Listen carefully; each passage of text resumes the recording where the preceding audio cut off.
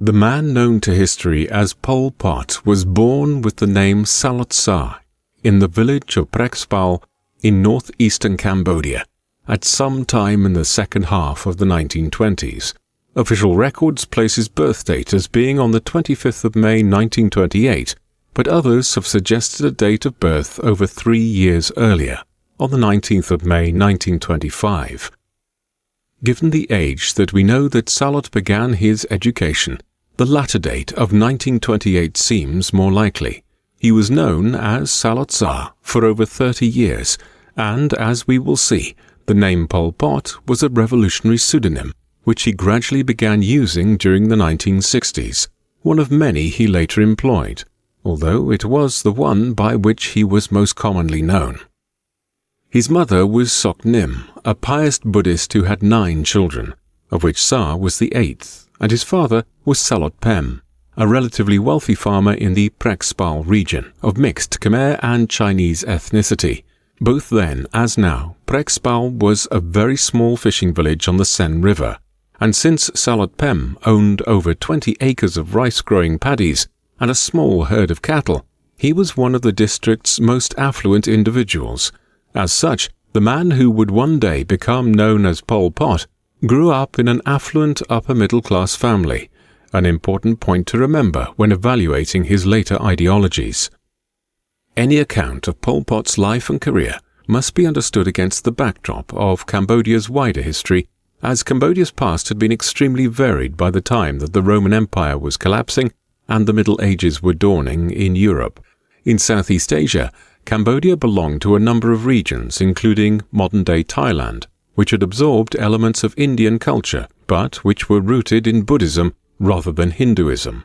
In the 9th century, a strong imperial state began to emerge in Cambodia, the Khmer Empire, so named for the Khmer-speaking people of the region. It rose in the centuries that followed to become the most powerful state in Southeast Asia. Its capital of Angkor Wat may eventually have been home to nearly 1 million people in the 12th and 13th centuries. But thereafter, the Khmer Empire declined, and by the 16th and 17th centuries, Cambodia had become a backwater between Siam and Vietnam.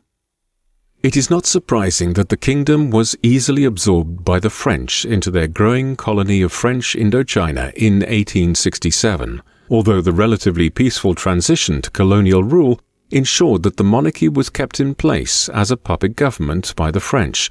Thus, the Cambodia which Pol Pot was born into and grew up in was a French protectorate, though one in which some benefits had accrued from European dominance, owing to slightly improved standards of living and more secure food supplies. For instance, the Cambodian population more than quadrupled in the 80 or so years after the commencement of French rule, from just under 1 million people to well over 4 million by the middle of the 20th century. Pol Pot's family enjoyed extensive connections with the Cambodian government, including the royal family, and it was through these that the young Sa was able to obtain a position as a novice monk at the Buddhist monastery of Wat Bottom Wade in the capital Phnom Penh in 1934. Here he learned Buddhist teachings and literature, but perhaps the more significant impact of his time here was his exposure to a system of rigid discipline. Thereafter, he was sent to a Roman Catholic primary school in 1935. This was a colonial establishment where Pol Pot was educated alongside the children of the French colonial community. He was not very academically gifted or inclined, preferring sport instead of his studies, and it was not until 1941 that he graduated from the primary school, 2 years behind schedule. Nevertheless, his privilege and family ties continued to benefit him, and despite his poor performance hitherto as a student, he was admitted in 1942 to a prestigious new boarding school, which was patronized by the Cambodian monarchy. He would remain there until 1947, again indulging his passion for football and basketball over his studies. Cambodia's politics was shifting dramatically. While Pol Pot was undertaking his education, French colonial rule in Southeast Asia was weakening considerably as a result of the outbreak of the Second World War in Europe in the autumn of 1939. Taking advantage of the situation, in October 1940, the neighboring kingdom of Thailand invaded Cambodia and Laos and succeeded in taking possessions of some border provinces from the French. Then, in April 1941, King Monivong, the puppet monarch of Cambodia, died. He was replaced by the French by King Sihanouk, an 18-year-old, whom the French believed would be more pliable than Prince Moniret, Monivong's designated successor. But Sihanouk would prove less of a puppet than was foreseen, and he would play a major role in the tumultuous politics of Cambodia over the next 70 years. No sooner was he on the throne than Cambodia was invaded by the Empire of Japan, as the Second World War spread across Eastern Asia and the Pacific. Cambodia would suffer 4 years of occupation. Then, as the end of the war neared in 1945, Sihanouk proclaimed an independent kingdom of Kampuchea in March 1945. It proved short-lived, and French colonial rule was quickly reimposed on Cambodia in October 1945. But this brief experiment in independence foreshadowed the struggle to end colonial rule which was to follow. Pol Pot's path in the years following the Second World War, though, increasingly pushed him away from Cambodia altogether. Having left boarding school without finishing his studies or acquiring his baccalaureate, he enrolled in 1948 in a carpentry course at the Technical College in Phnom Penh. Given his family background, Pol Pot might have been expected to follow a different career path, and setting out on a vocational training as a carpenter would have been viewed as a step down for the son of a wealthy landowner at the time in Cambodia.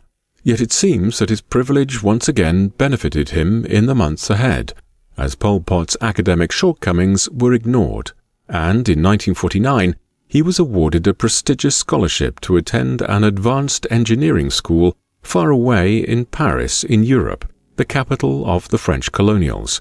At the time, it was not uncommon for the French to invite the sons of well-connected colonial families to acquire their education in France itself, the goal being to inculcate young men like Pol Pot to the virtues of French society and encourage them to want to maintain French control over countries like Cambodia rather than seeking independence. Thus it was that Pol Pot set out for Paris in 1949. However, the political climate of Cambodia in the post-war period was such that Pol Pot would become radicalized against French colonial rule while in Europe, rather than inculcated into becoming a supporter of the French presence in Indochina. Before examining Pol Pot's time in Europe, we need to look at events in Cambodia itself in the late 1940s and early 1950s, in the aftermath of the Second World War. King Sihanouk had succeeded in gaining some concessions from the French government to grant greater autonomy to Cambodia. The country's first elections to a domestic parliament were held in 1946, and a new, modern constitution for the country came into effect in May 1947. Negotiations continued in the years ahead for Cambodia to be given a more concerted form of independence, and thereafter this was driven by events elsewhere in Indochina, as, since December 1946, the French had been fighting a war in neighboring Vietnam against insurgents who wished to acquire independence from French Indochina. The First Indochina War would drag on eventually until 1954 and would extend into neighboring Laos and Cambodia. It was the beginning of a long period in which events in Vietnam substantially impacted on developments in Cambodia, and for the meantime, the insurgency in Vietnam made the French government more willing to grant concessions to King Sihanouk and Cambodia as a means of shoring up support there and avoiding another independence war. Yet the concessions which Sihanouk continued to obtain in the late 1940s were viewed as not going far enough, and so as Cambodia entered into the early 1950s, the country was rife with political instability as many parties emerged, calling for independence and an end to French colonial rule, with some also wishing for the abolition of the monarchy, which was tainted by its long associations with the French. This was the situation at home as Pol Pot arrived in Paris in 1949. The stormy politics of Cambodia had been transplanted to the French capital. While he lived on the banks of the Seine in the months that followed, Pol Pot became associated with numerous political groups. that had been organized by his fellow Cambodians in Paris. One of these was the Khmer Student Association, which met regularly and was broadly committed to achieving Cambodian independence from French rule. More extreme and effectively illegal was the Cercle Marxiste, or Marxist Circle, a Marxist-Leninist organization which met in secret to read Marxist, Leninist, and other communist writings and to discuss Cambodia's struggle against French oppression. It is important to remember that the great majority of anti-colonial independence struggles in Africa and Asia in the post-Second World War period adopted one form of communism or another as their ideological base in their independence struggles, not least because the best way to throw off European imperial rule was by obtaining financial and material aid from communist Russia or China. But in assessing Pol Pot's ideology and future career, we can largely dismiss any ardent affection for Marxist thought, which he might have claimed to have had, as in reality, the future dictator did not really understand Marxist thought at all. What little of Karl Marx's own writings he had read, he later admitted he had not been really able to comprehend. Rather, Pol Pot was attracted by the idea of continuous revolution, without concerns for the violence and humanitarian implications of it, which had become a feature of Marxist-Leninist thought in the post-war period. This unswerving commitment to acquiring independence and carrying out a revolution at all costs became the central focus of his political leanings later on, not any ideological commitment to communism. Pol Pot spent 3 years in Paris, becoming more and more embroiled in politics there. His departure from the French capital would eventually come about owing to developments back in his homeland. In January 1953, as the political situation in Cambodia lurched from crisis to crisis, King Sihanouk disbanded the National Assembly and began ruling by decree. Domestic political turmoil increased rapidly thereafter, such that by the spring of 1953, Cambodia was virtually in a state of civil war. Already in late 1952, the Cercle Marxiste in Paris had determined to send one of their members back to Cambodia to assess the situation on the ground, in order to determine which of the competing entities they should be supporting, and so it was that Pol Pot found himself returning to Southeast Asia in December 1952, after 3 years in France. As a result, he was back in Cambodia to witness King Sihanouk's call for independence from France in the summer of 1953, a request which was granted by the French government in November, when it realized that it lacked the support or the military capacity to maintain its control over Cambodia. Independence had been achieved, but it remained to be seen exactly what kind of state would emerge in the new Cambodia. The next 15 years in Cambodia were a period of almost continual turmoil, which eventually, in 1968, would result in the outbreak of a civil war, which was the result of the unrest which continued to dominate Southeast Asia in the 1950s and 1960s. Although the Geneva Conference of 1954 succeeded in ending the First Indochina War between the French and pro-independence Vietnamese, conflict in Southeast Asia was in no way brought to an end. Henceforth, the northern parts of Vietnam became the independent country of North Vietnam, which was pro-communist, while the south of the country also gained independence as the pro-Western Republic of Vietnam. However, no sooner had the dust settled on the Geneva Conference than North Vietnam began efforts to unite the country under communist rule. Thus, in 1955, the Second Indochina War, or what is more commonly known as the Vietnam War, erupted. It would last for 20 years, with the South backed primarily by the United States of America, as French influence in Southeast Asia waned, and the North backed by Soviet Russia and Communist China. Throughout its entire duration, Cambodia was caught up in the conflict, primarily because the North Vietnamese troops, known as the Viet Cong, used Cambodia as a staging base for attacks into South Vietnam, with Vietnamese camps established in the jungles of northern and eastern Cambodia. But as we will see, Cambodia was also increasingly tied up with the North Vietnamese, because radical Marxist-Leninist revolutionaries within Cambodia, such as Pol Pot, sought North Vietnamese aid to foment their own rebellion in Cambodia. Pol Pot's path would soon collide with the North Vietnamese, but for now, in the post-independence period in Cambodia during the 1950s, he became involved in efforts to effect change through political participation. The first post-independence elections in the country were held in 1955. It was widely believed that the anti-monarchy Democratic Party would win these, and Pol Pot and his fellow Marxist-Leninist Cambodians now attempted to infiltrate the Democratic Party as a means of exercising influence from within the government, which it was assumed would soon come to power. However, the king had other ideas. With the elections imminent, Sihanouk quickly abdicated in favor of his father Norodom, and then Sihanouk established his own political party called Sangkum Ria Neom, meaning the community of the common people, and in the election, through widespread voter intimidation and fraud, Sangkum won over 80% of the vote, effectively establishing a one-party dictatorship, with Sihanouk serving as prime minister.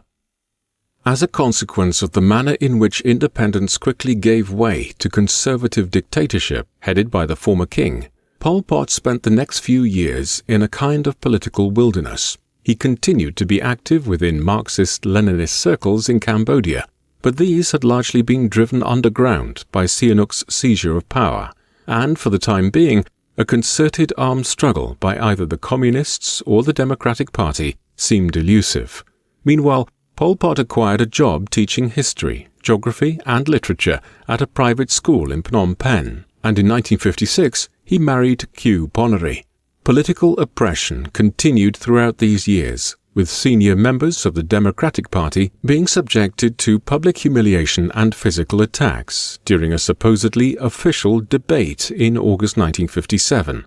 However, by the end of the decade, resistance to Sihanouk's dictatorship was greatly diminished, and then things started to change. In 1959, members of the Marxist-Leninist Cambodian movement established the Kampuchean Labour Party, the forerunner of what would later become the infamous Khmer Rouge. In late September, 21 senior members of the party, including Pol Pot, met in a room of a railway station in Phnom Penh, where they agreed to rename the party as the Workers' Party of Kampuchea, and party positions were allocated. Tu Samot was made General Secretary, while his ally Nuon Chea was appointed as his deputy, but Pol Pot was elected to the bureau and was effectively third in command of the new revolutionary party. He would not have to wait long before he ascended to a position of leadership when Tu Samot was killed by the Cambodian government. Less than 2 years later, Pol Pot would be elected as his successor, and as the second in command, Nuon Chea decided to step back from the revolutionary struggle. But Samot's death was also part of a wider crackdown on the socialist movement in Cambodia, and even before Pol Pot had officially been appointed as the new head of the Workers' Party, he was forced to flee with his wife to a Viet Cong encampment near the border between Cambodia and South Vietnam. It was the beginning of the drift towards civil war, and the horrors that followed in its aftermath in Cambodia.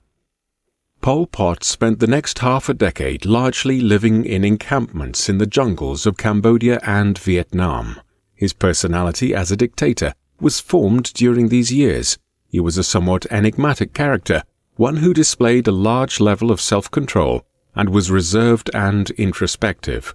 Nevertheless, despite his taciturn character and the deplorable nature of his later crimes, many are agreed that he could be charming when a situation necessitated him to be so, while his varied upbringing and middle years had seen him develop an ability to interact with people from many walks of life.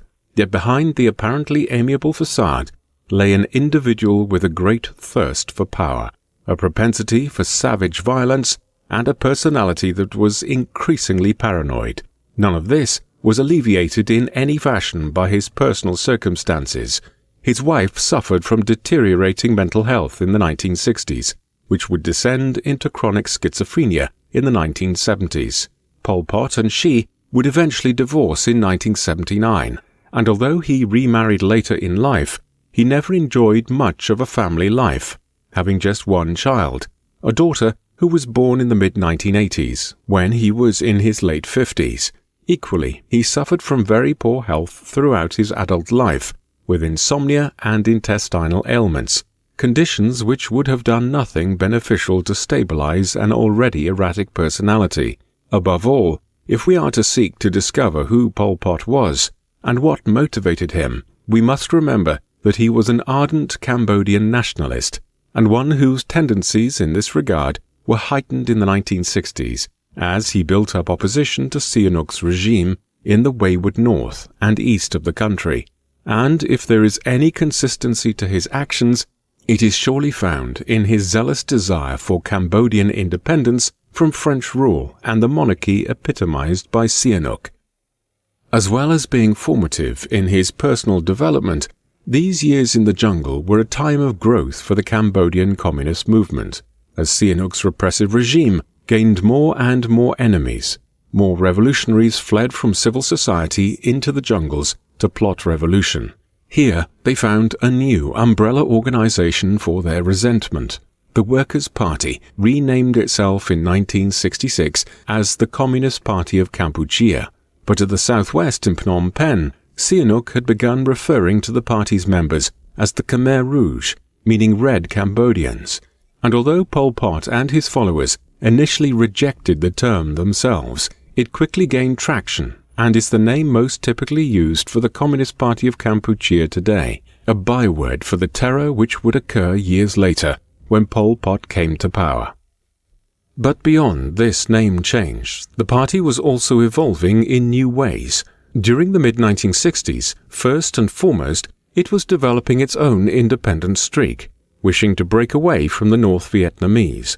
Secondly, it had set out on a new ideological course, one which appreciated that the vast majority of Cambodians were actually farmers. As a result, any Marxist-Leninist revolution in Cambodia would not be driven by an urban proletariat such as Marx had envisaged 100 years earlier, and which had occurred to some extent in Russia in 1917. Rather, the undeveloped state of the Cambodian economy dictated that this would be a revolution of the rural peasantry in Cambodia, so much of which had been impoverished by French colonial rule and that of the collaborationist monarchy, the continuation of which was epitomized in the form of the former king and current dictator Sihanouk. Finally, the major factor at play in these years was the growth of the party and its military capabilities. By 1967, it had several thousand members who were armed in the jungles of northern and eastern Cambodia, waiting to take action against Sihanouk's one-party state.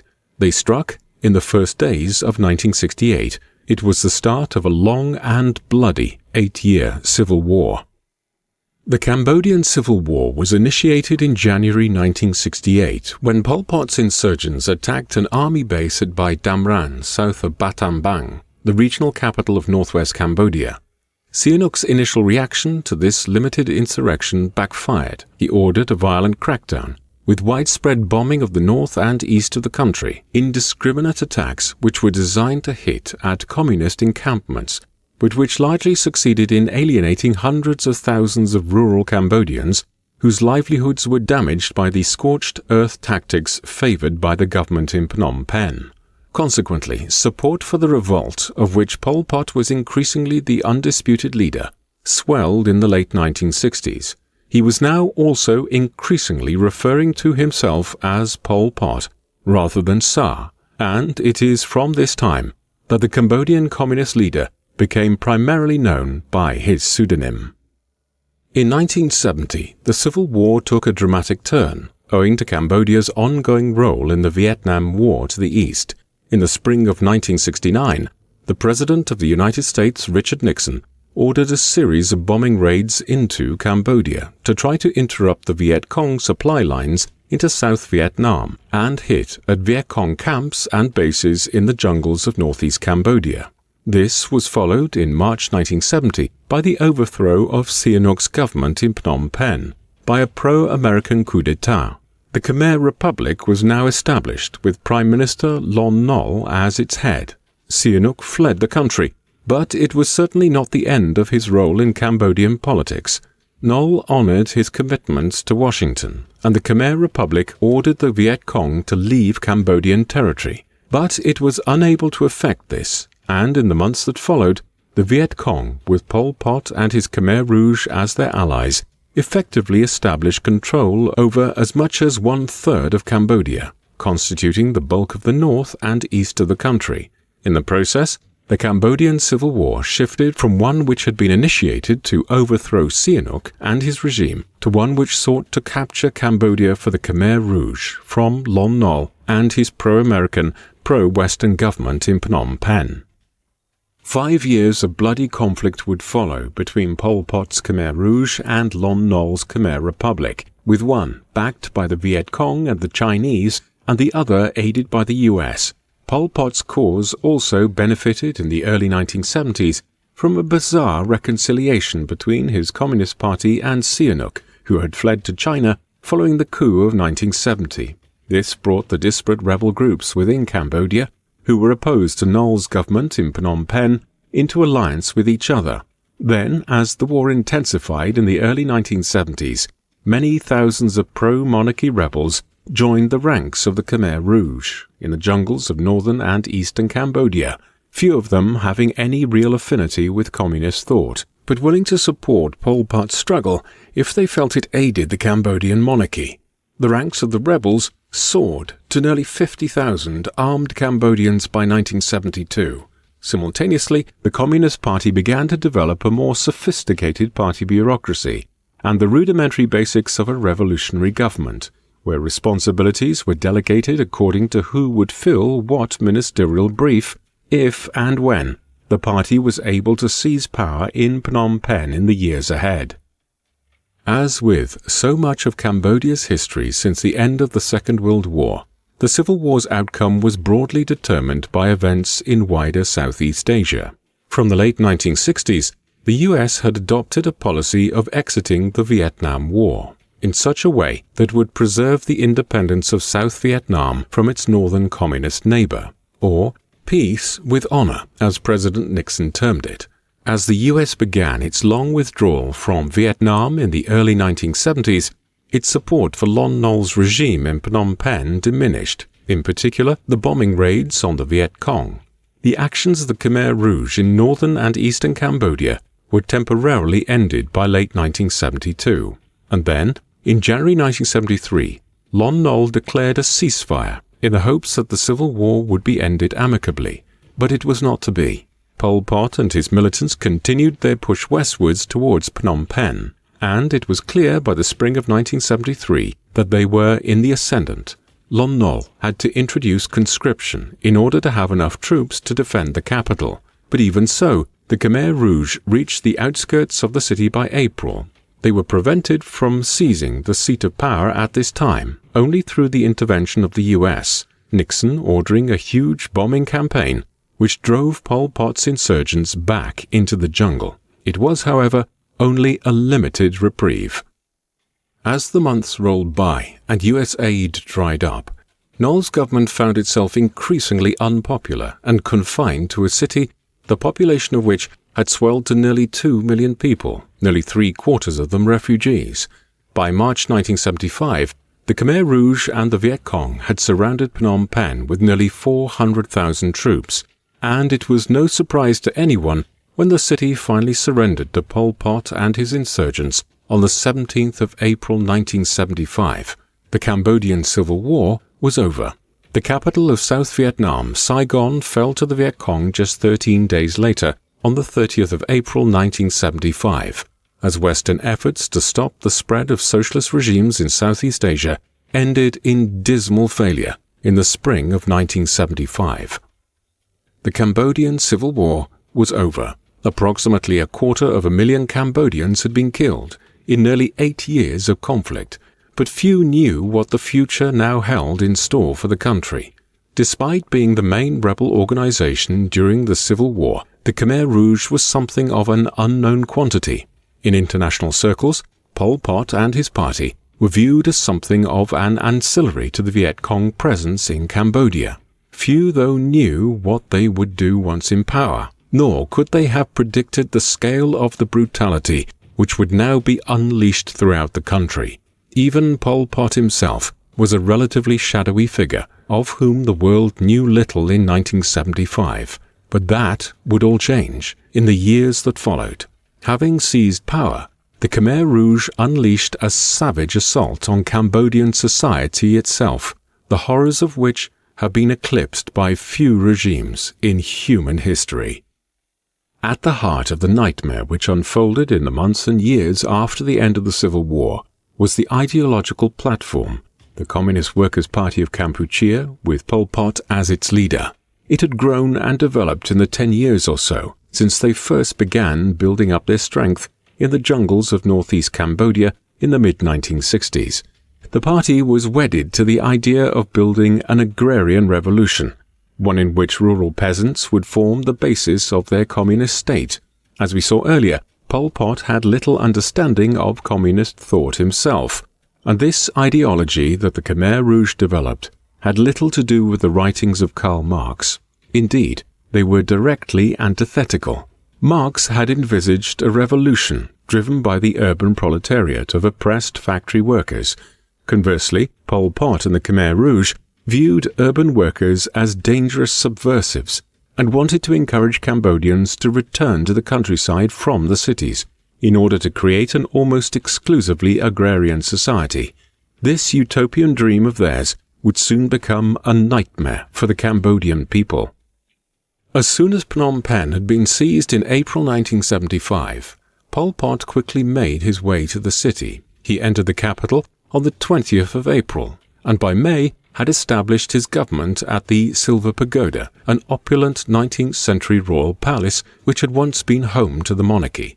It was not at once clear that Pol Pot and the Communist Party would be the primary power in the new Cambodia, not least because a number of regional military leaders commanded their own power bases throughout the country. There was even an effort made to unseat Pol Pot in the autumn of 1976, but ultimately the party prevailed and solidified its power. Then the name of the country was officially changed to Democratic Kampuchea in January 1976, and it was governed by a standing committee of the Khmer Rouge's leading figures, who were named as brothers. Pol Pot was brother number 1 and served as prime minister. For a time, the former king, Sihanouk, was even brought into the government in an effort to prevent him becoming a focus of opposition to the new regime. But he resigned from his position in the spring of 1976 and was subsequently kept under house arrest by the regime, which is how the Khmer Rouge kept their control of the country in the first 12 months after the end of the Civil War. The policies pursued by Pol Pot and the Khmer regime in the second half of the 1970s have become infamous. As we have seen, the regime constructed itself around the idea of creating an agrarian revolution, with a kind of rural proletariat. Pot and his allies were inspired by the Great Leap Forward which Chairman Mao had attempted in China 20 years earlier, whereby he had attempted to drastically increase China's food production and industrial output in just a few short years. The Great Leap Forward failed spectacularly and is now understood to have resulted in the deaths of as many as 50 million Chinese people in the space of 5 or 6 years. But, undeterred by this appalling record, Pol Pot and the Khmer Rouge now sought to use similar methods to exponentially increase Cambodia's agricultural and manufacturing capacities. The ultimate goal was to make Cambodia self-sufficient and reliant on no other state for the goods which it needed. In particular, Pol Pot wished to avoid having the country fall under the influence of its more powerful neighbor to the east in Vietnam. Cambodian self-sufficiency was to be achieved through collectivization, whereby farms throughout the country were brought under state ownership and then run collectively or communally by farmers. The goal was to have the country's agricultural output increased substantially by forcing Cambodians to work as hard as possible.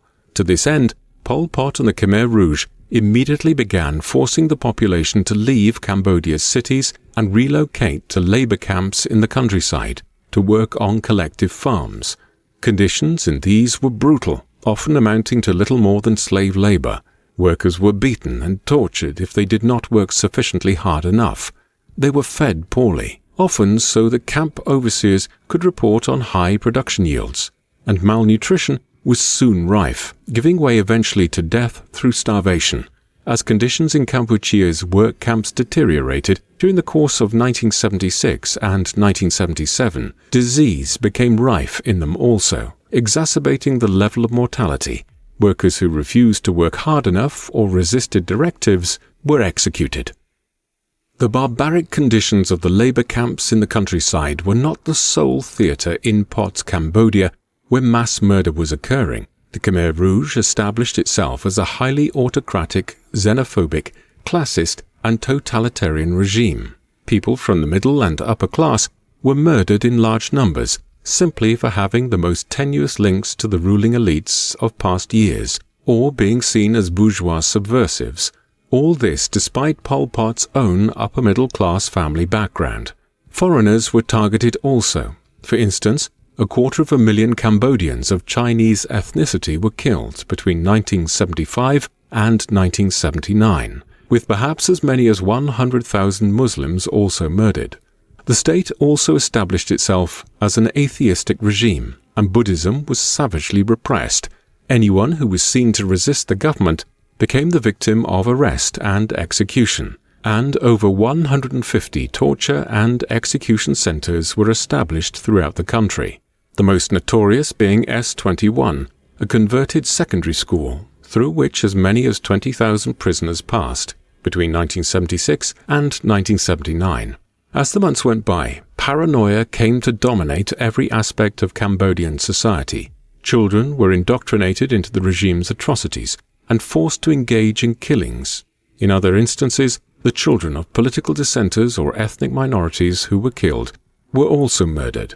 The rationale of Pol Pot and the regime being that they wanted to avoid these children growing up and seeking to avenge their parents. All of this took place in the killing fields, sites throughout Cambodia where mass executions were carried out in the years following Pol Pot's ascent to power.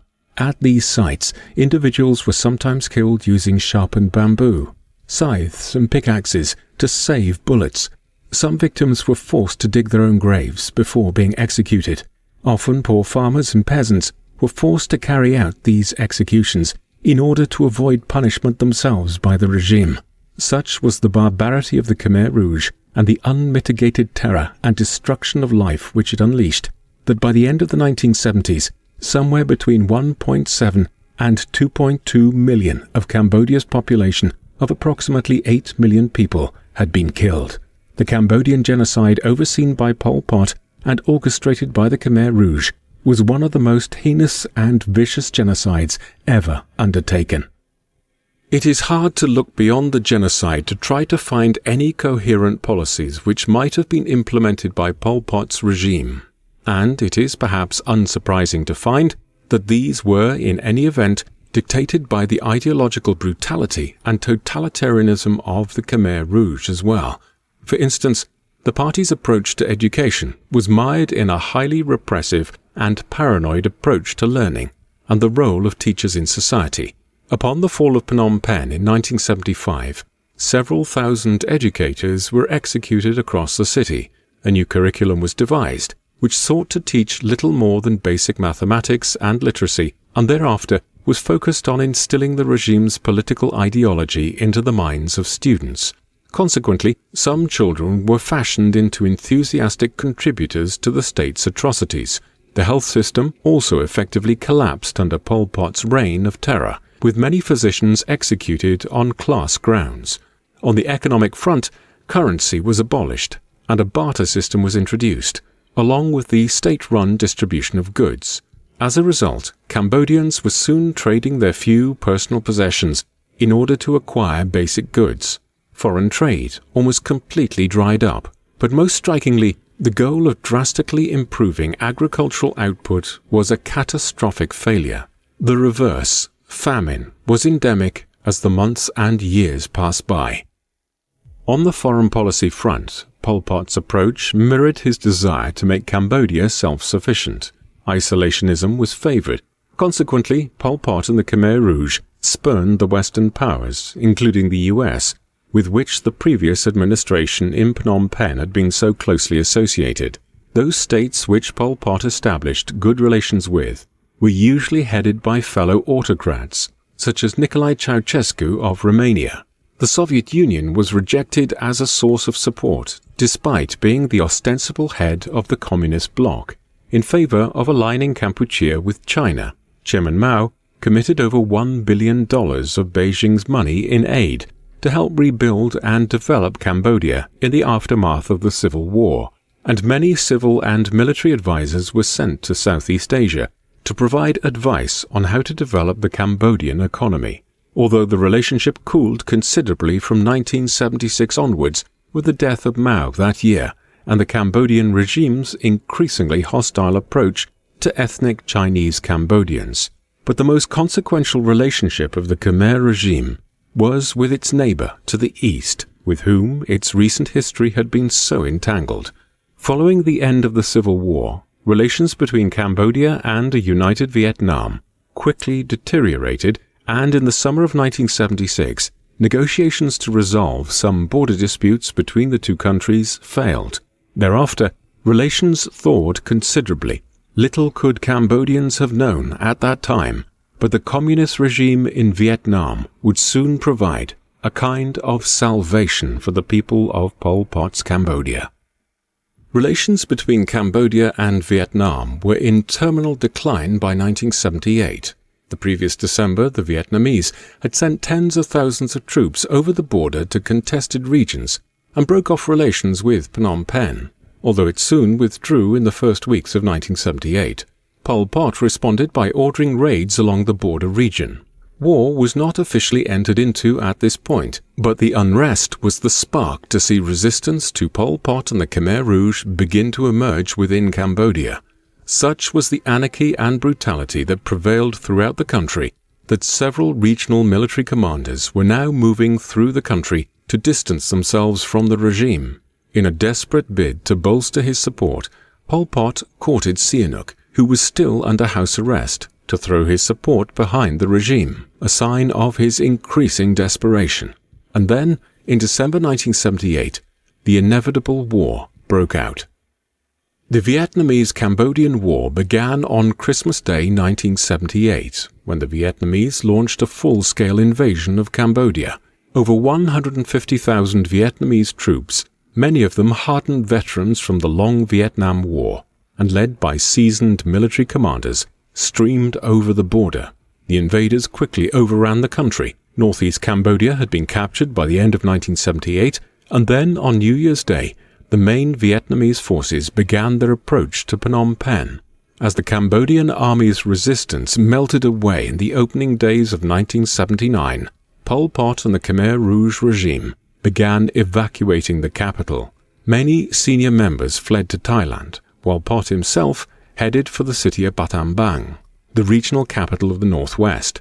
Phnom Penh fell on the 7th of January 1979 to the Vietnamese, who now established a new People's Republic of Kampuchea, headed by Cambodian exiles who had fled to Vietnam in recent times to avoid the purges of Pol Pot and the Khmer Rouge. The war seemed to have been won in a matter of days, and Pol Pot and his regime utterly defeated. But then foreign powers yet again intervened in Cambodia's affairs. Following the initial flush of victories, the Vietnamese and their Cambodian allies were stopped in their advances when China invaded northern Vietnam in mid-February 1979. Although the Sino-Vietnamese War which ensued lasted less than a month and a ceasefire had been agreed by mid-March, the attack was sufficient to give the Khmer Rouge and many other militant groups in Cambodia time to regroup and organize their resistance to the Vietnamese-backed government in Phnom Penh. During this period, Pol Pot and his Khmer Rouge allies took advantage of the distraction offered by China's intervention to establish control over parts of the northwest of the country along the border with Thailand. Armed with financial and military aid from China and the United States, Pot was trying, in the summer of 1979, to reinvent the Khmer Rouge. Efforts were made to disavow the party's former socialist past and actions, while Pot tried to position himself as the leader of a new patriotic democratic front. an alliance of disparate political and military groups which opposed the Vietnamese-backed regime in Phnom Penh. The leader of the Khmer Rouge even attempted to reinvent himself by dropping his pseudonym, Pol Pot, and adopting the name Pem after his father. Incredibly, these actions won him some credibility on the international stage, and in November 1979, the United Nations chose to recognize the Khmer Rouge as the government of Cambodia over the administration in Phnom Penh, despite the appalling crimes of the regime in recent years, the full extent of which was admittedly still unknown to the world in 1979. Thus, by the end of the first year of the Cambodian-Vietnamese War, the stage was set for an extended showdown between the Vietnamese and their puppet regime in Phnom Penh and the many militant groups which controlled much of the country, and of which the Khmer Rouge was just one. This was effectively a new civil war in Cambodia. It would last as long as that which had first brought Pol Pot and the Khmer Rouge to power in 1975. The Cambodian-Vietnamese War lasted for another 10 years. The Khmer Rouge was just one of the militant groups fighting against the People's Republic of Kampuchea and Vietnam in these years. Foremost amongst these other groups was the National United Front for an Independent, Neutral, Peaceful and Cooperative Cambodia, or FUNSINPEC, which was formed in 1981 by the stalwart of Cambodian politics, the former King Sihanouk. Then, in an effort to win over more support for the Khmer in response to the formation of Sihanouk's FUNSINPEC, Pol Pot officially dissolved the Communist Party in 1981 and proposed a new nationalist movement, an indication of his ongoing ideological flexibility. Then, as the fighting wore on, in an interminable series of guerrilla attacks in the jungles and foothills of Cambodia in the mid-1980s, Pol Pot began moving away from the forefront of the movement, and in September 1985, he resigned as the military commander of the Khmer Rouge, in part owing to reverses the previous year when the Vietnamese had pushed the Khmer forces into Thailand from Cambodia, and in part owing to his own declining health. In 1983, he was diagnosed with Hodgkin's lymphoma, a relatively severe type of cancer, which required him to spend extensive periods of time in Bangkok and Beijing, receiving medical treatment. As the war dragged on interminably into the late 1980s, Pol Pot began to make it known to political elements within Cambodia and abroad that he would not seek to return to power should the war end. Rather, his sole wish was to see the Vietnamese removed from Cambodia, or at least that is what he claimed. As ever, this statement came about largely owing to wider geopolitical circumstances. By the end of the decade, the communist bloc worldwide was in decline, and the Cold War was drawing to an end. As it did, Vietnam, which had been largely ostracized from the global community since the 1970s, determined to bring its role in Cambodia to an end also. In 1988, it began withdrawing the nearly 100,000 troops which it had in Cambodia, and instituted a series of political and economic reforms designed to prop up the People's Republic of Kampuchea and to fully disentangle itself from the country. And by September 1989, it had withdrawn the last of its troops from the country. Once a ceasefire was proclaimed in 1990, peace negotiations began between the various groupings within Cambodia to find a workable way forward in establishing the country. Despite its crimes while in power between 1975 and 1979, the Khmer Rouge, with Pol Pot as its leader, would play a part in these negotiations. In the talks which followed, Pol Pot remained in an obscure location near the border between Thailand and Cambodia, and instead dispatched his close associate in the Khmer Rouge, Khieu Samphan, to Phnom Penh to represent the party. Here, negotiations largely centered around Samphan, Sihanouk, and the head of the pro-Vietnamese faction Hun Sen. Samphan struck an antagonistic pose in the capital, declaring that the Khmer Rouge refused to disarm its troops in western Cambodia. In response, Sen and Sihanouk proved similarly recalcitrant. As a result, sporadic fighting continued throughout the early 1990s, even as negotiations continued in Phnom Penh. Eventually, it was agreed that national elections would be held in the early summer of 1993. The results were a sharp rebuttal of Pol Pot and his Khmer Rouge, with Sen and Sihanouk's parties cumulatively winning nearly 80% of the vote. It was the beginning of the end for the Khmer Rouge and for Pol Pot too.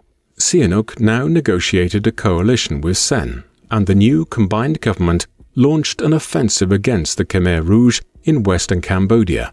While the initial gains made by the government were pushed back by counter-offensives launched by Pot, in the course of 1994, the party was nevertheless witnessing increasing desertion of its forces in Cambodia in the months that followed. On its last legs, from this point onwards, it had little more than a few thousand troops occupying a small segment of the border region with Thailand. But despite its weakness, it would take until 1999 for the Cambodian government to fully defeat the party which had so terrorized its own country in the 1970s. However, Pol Pot would not live to see the final defeat of the Khmer Rouge. The man who had been born as Salat in the 1920s and who had created such immense human suffering in his homeland eventually met his end in 1998, but his downfall had come shortly before that. With the Khmer's fortunes at their lowest ebb ever, the husk of a party which remained turned against its leader in 1997. Paranoia and internal disputes plagued the leadership in the wilds of western Cambodia by this time, and in a party coup in the summer of 1997, Pol Pot and his family were placed under house arrest by a rival faction, led by one Ta Mok. By that time, Pol Pot did not have long to live in any event. He suffered from a heart condition, and a stroke had left him partially paralyzed and needing regular oxygen. Moreover, his cancer remained, and without access to effective medical care, he was deteriorating rapidly. Such was the wreckage of a man whom the Khmer Rouge put on trial in July 1997 in a remarkably hypocritical act. He was sentenced to life in prison by the party which he had himself led for over 30 years. But that life would end shortly thereafter. On the 15th of April 1998, Pol Pot died in his sleep as his heart gave out. On the 21st of April 1998, 6 days after his death, he was cremated in a Buddhist ceremony. Thus died one of the 20th century's most brutal dictators. He left behind a country which today is littered with landmines, and a scarred history and a largely authoritarian state. There is no doubting that Pol Pot was one of the true monsters of the 20th century, a century in which such figures abounded throughout the world. But what perhaps marks Pol Pot out is the enormous brutality with which he and the Khmer Rouge carried out the Cambodian genocide between 1975 and 1979. During these years, the regime turned against everyone within its borders. Foreigners and political dissenters were targeted above others, as is usually the case with totalitarian societies. But Pot and his followers even turned entirely against their own people, murdering hundreds of thousands of Cambodians in mass labor camps, in a crazed pursuit of agricultural productivity which only succeeded in creating a famine. As a result, Pol Pot's regime murdered and killed nearly 1 out of every 4 Cambodian citizens in less than half a decade during the late 1970s. It is hardly any surprise that, as a result, the United Nations and the Red Cross were already declaring by 1979 that Pol Pot and his regime were bringing about the near destruction of Cambodian society. Only the intervention of the Vietnamese that year stopped the crazed, horrific killing. That is Pol Pot's legacy. There is nothing approaching any rationalizations which can be made for it. What do you think of Pol Pot? Was he perhaps the most tyrannical dictator of the entire 20th century? Please let us know in the comment section, and in the meantime, thank you very much for watching.